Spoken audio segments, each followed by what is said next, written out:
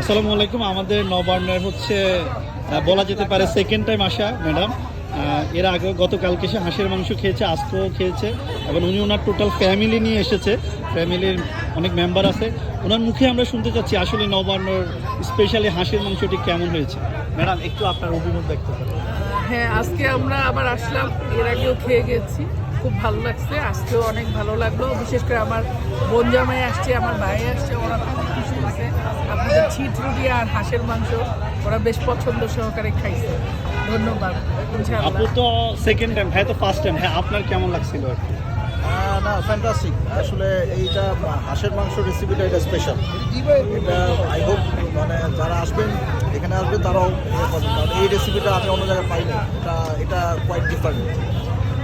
হাঁসের মাংস তো আসলে নর্মালি সব জায়গায় বিক্রি হয়, কিন্তু নবান্ন সবসময় পরিচ্ছন্ন পরিবেশে এই খাবারটি ইনশিওর করার চেষ্টা করে।